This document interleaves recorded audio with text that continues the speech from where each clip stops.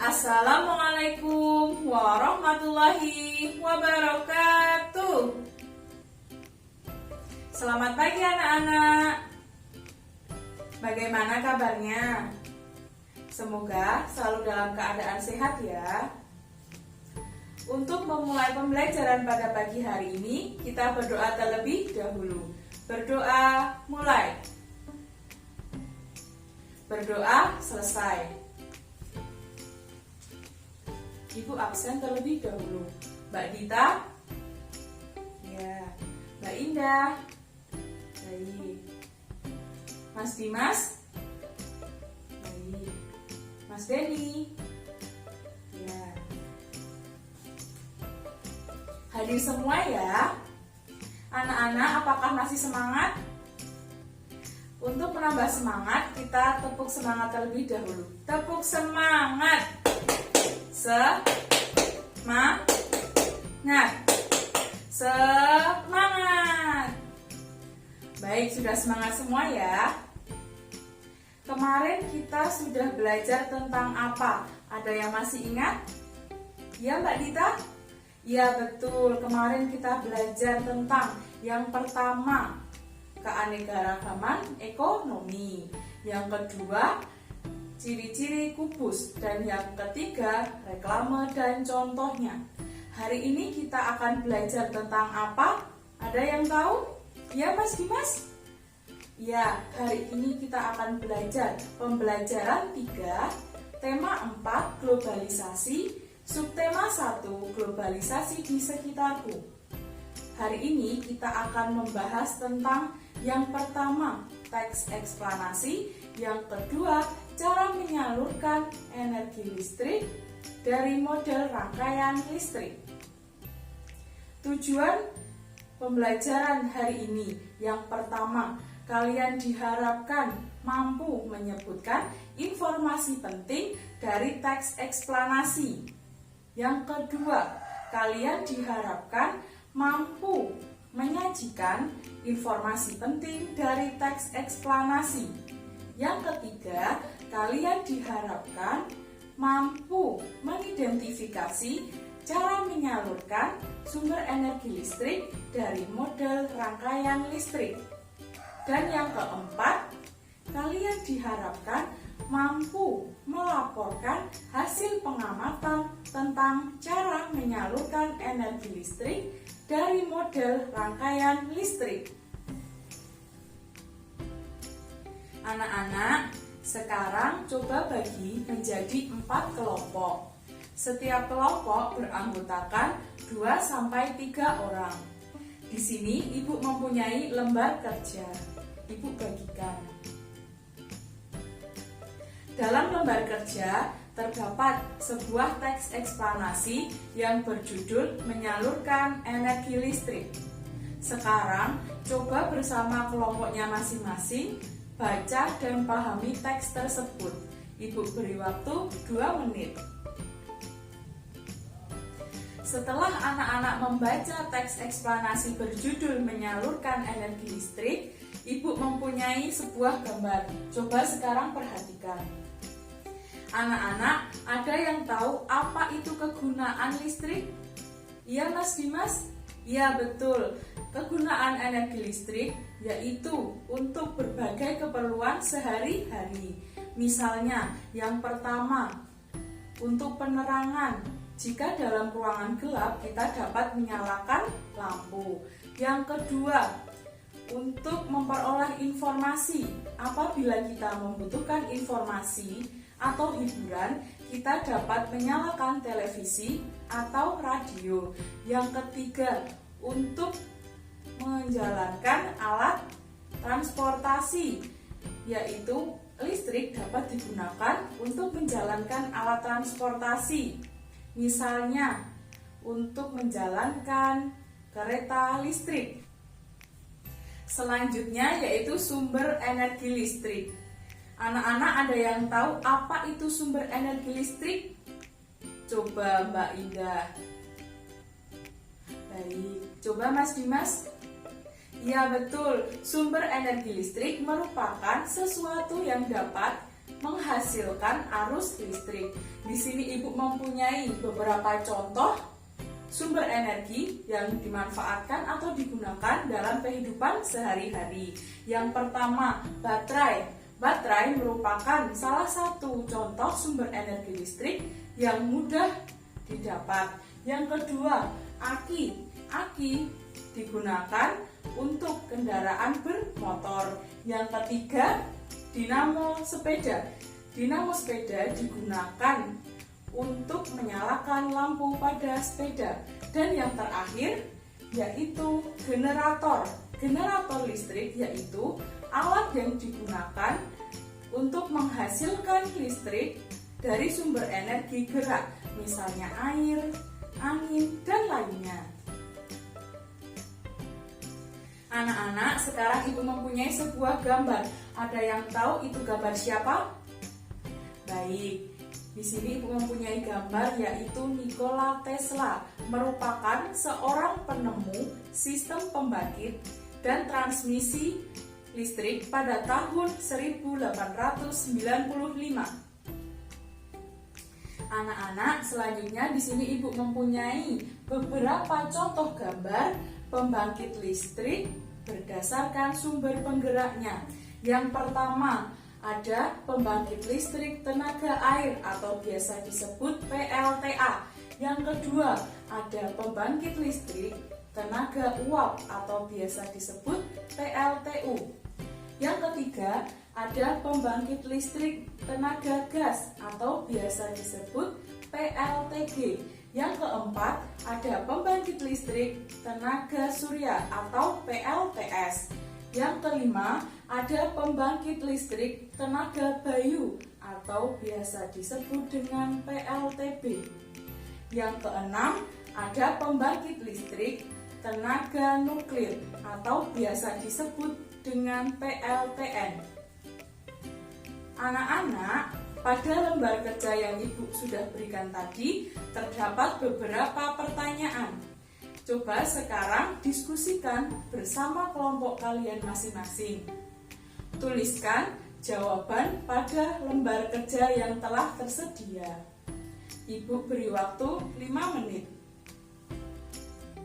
Anak-anak, sudah selesai ya hasil diskusinya. Sekarang kita bahas bersama-sama. Soal yang pertama, apa saja jenis sumber daya alam yang bisa digunakan untuk membangkitkan energi listrik?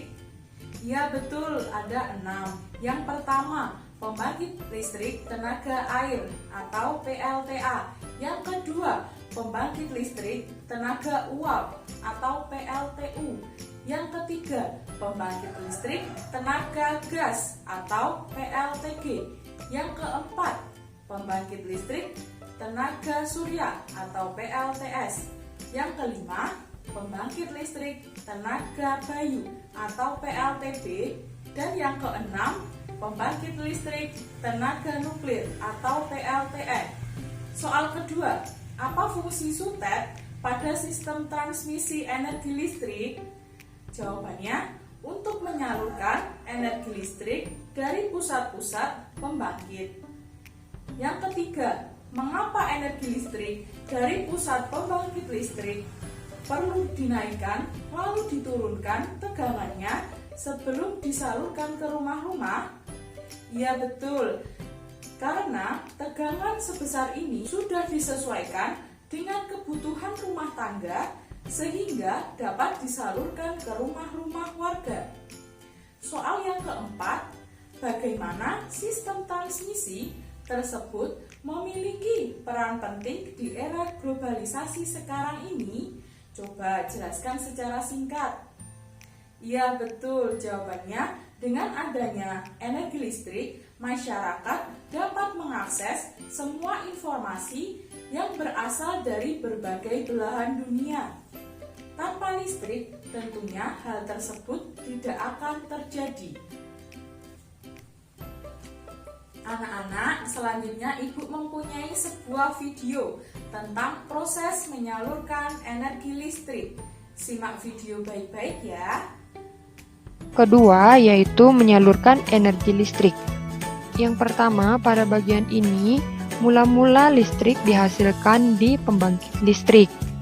Kemudian yang kedua, pada bagian ini arus listrik dialirkan ke gardu atau transformator penaik tegangan listrik.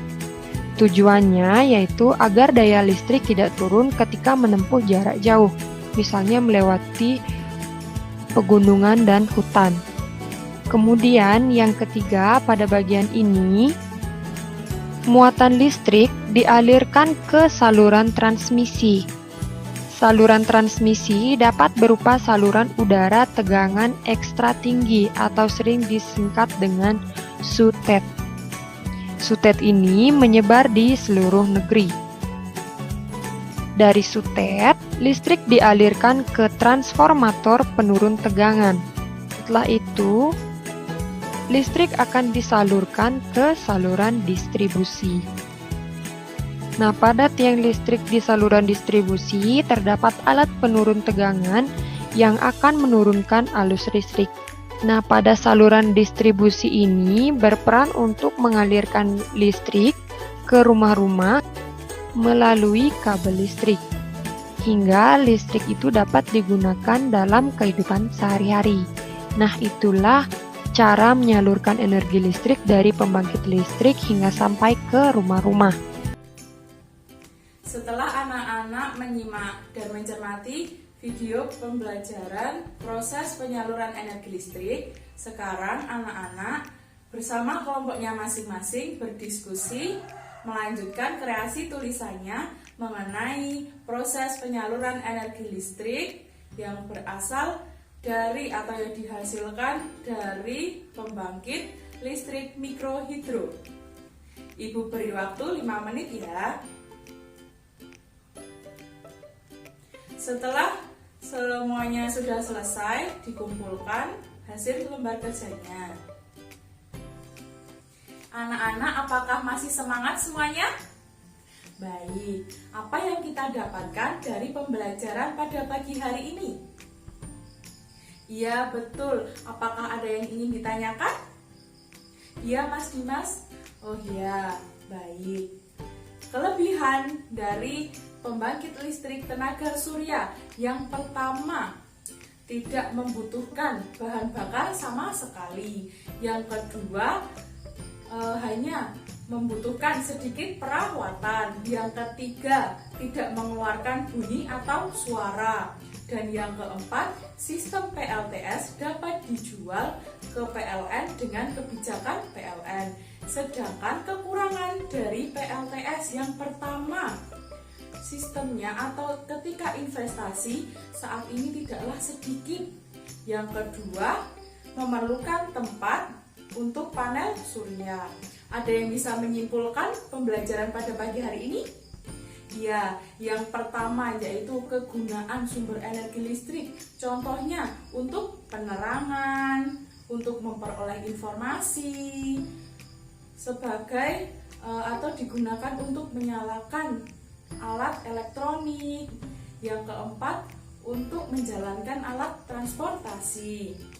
Selanjutnya yaitu sumber energi listrik atau biasa digunakan atau yang menghasilkan energi listrik. Contohnya baterai, aki, dinamo sepeda, dan generator.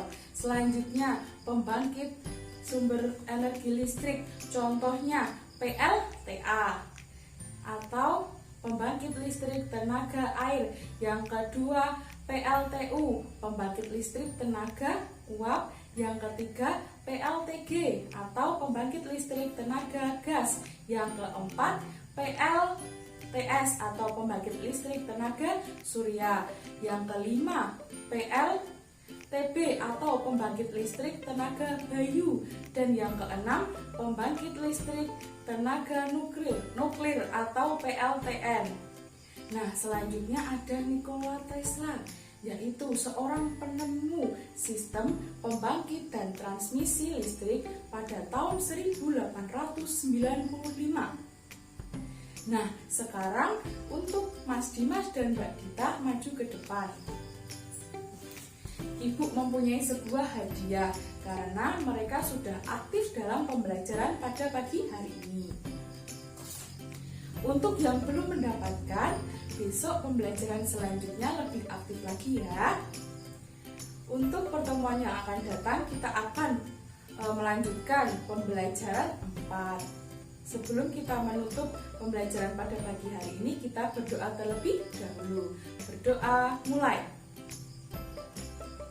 Berdoa selesai. Anak-anak tetap semangat ya untuk belajarnya. Jangan lupa jaga kesehatan. Sekian dari Ibu, terima kasih. Wassalamualaikum warahmatullahi wabarakatuh.